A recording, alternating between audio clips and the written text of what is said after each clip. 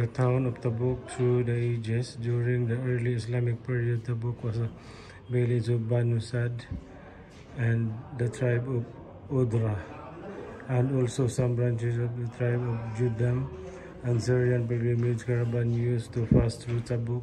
The old quarter of the town, north of the fort, is considered to be the oldest residential area of the town, and it is the site of the early Islamic town. Over the centuries, it increased in size of a time and became smaller at other. The quarter resembles a small town and is surrounded by a wall, and within it is the mosque of the Prophet.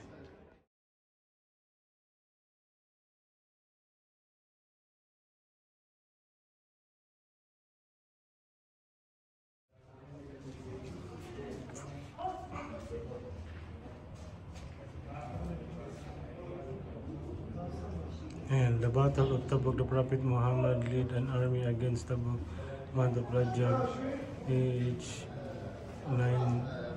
630 CE, and encamped the site of the spring where the mosque of the Prophet situated. The tribes of the vicinity, along with the leaders of local communities, came to meet him and make peace with him. So the Prophet entered into agreement with them. There was no confrontation with the Byzantines. Ayan na yung mga kapatiran sa taas. Dito po, lahat ng mga magpipilgrimage at saka wala na silang kakayahan, sila pa humihinto po dito, pwede po silang matulog. Ayan, oh, napakagandang masjid din ito. Wow, Masya Allah. Ang ganda, guys.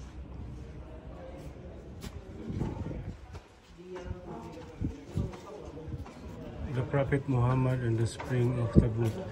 It is recorded in the biography of the Prophet Muhammad al-Sirah al-Nabawi that the Prophet and his companions set out in year 9 of Hijrah to Tabuk to do battle with those who had assembled from Byzantine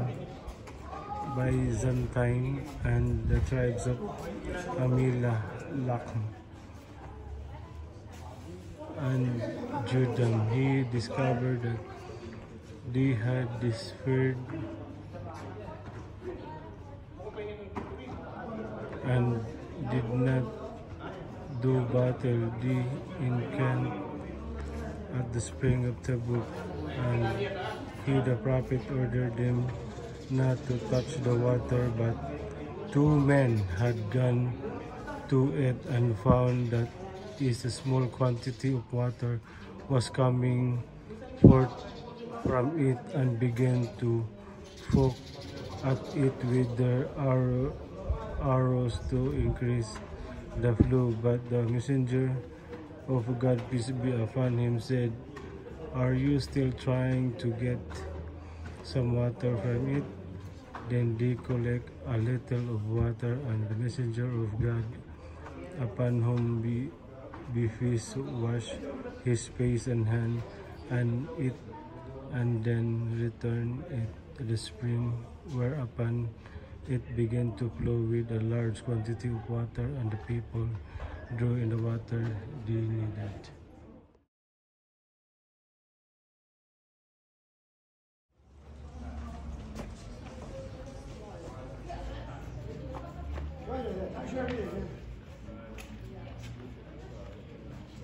The Prophet prediction about Tabuk.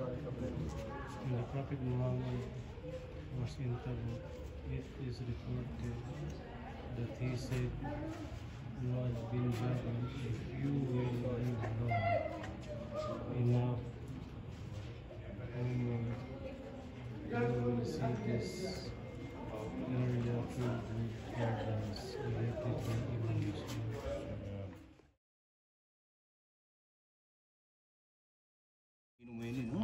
1,400 years na ang lumipas. Sipin mo yun, no? Ako po ay may dala sanang bote.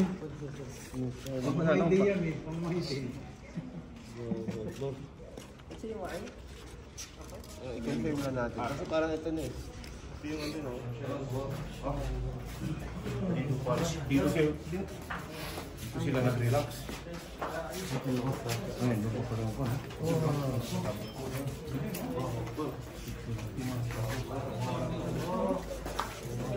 Galing mo.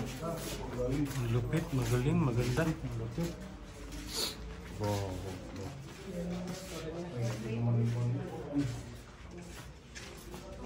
Mga karinisis ang ito. Mayroon ka. Yan pa Philippines. Alhamdulillah, salatu wassalam ala rasulillah. Ito naman po yung tinatawag na kalaa. Kumbaga yung station na kung saan mag-i-stop yung mga mag-hajj mula sa Sham, mula Urdun at Palestine, Israel, mga Muslim doon, yung mga iba, at yung Libya, Syria, Dimashq, yung mga mula Sham. Dadaan sila dito papuntang Madina at mula Madina papuntang Makkah. Kapag sila ay mag-hajj, dito sila tumitigil, nag-relax. Dito sila umiinom ng tubig, kumakain, minsan natutulog. May mga ano sa taas. Yung mga sa taas na yan, makikita niyo, may mga kwarto-kwarto dyan.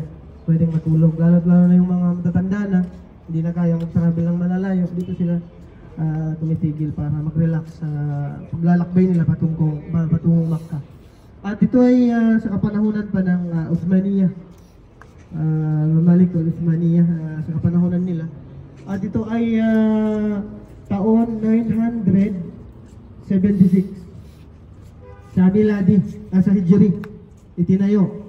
So ngayon, 1,446 na taon na sa Hijri. So ilang taon na yun? Mga century na dumaan. Kasi ngayon 1,000 mga ilang century na yun? Isang century 100 na 100. Mga isang century na gano'n. Malapit ba o malapit lang? Malapit lang sa isang century. Mga ilang taon yan? 500. No, 500. Higit na kalahati na, higit na sa kalahati. So, at inano ito, binago ulit nung 1950 miladi. Binago siya sa taon na, sa Hijri naman, 1370. Mga 100 years na dumaan nung ito ay binago ng Malik dito sa Saudi Arabia. At nandyan sa loob, yung sinabi natin kanina, ay Tabuk, na kung saan ay uminom ang Rasul sallallahu alaihi wasallam sa tubig na iyon at ang mga sahabang kasama niya sa gera sa Ghazwat Tabuk. Diyan sa loob tinatawag yung ano yan, yung ayn na yun. At inshallah mapasok tayo. Ito po ay assalamualaikum. Ito siguro yung taga-pamahala dito sa Kala. Kaya siya.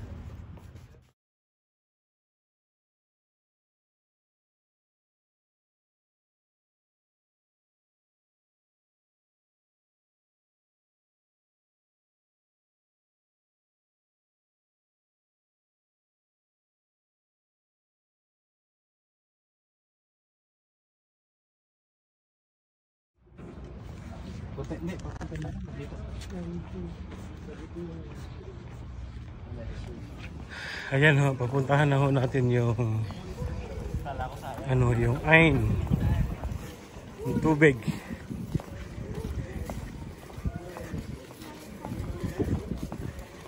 Nandito pa rin tayo sa Tabuk, ha? Ayan, municipality of Tabuk pa rin tayo, guys.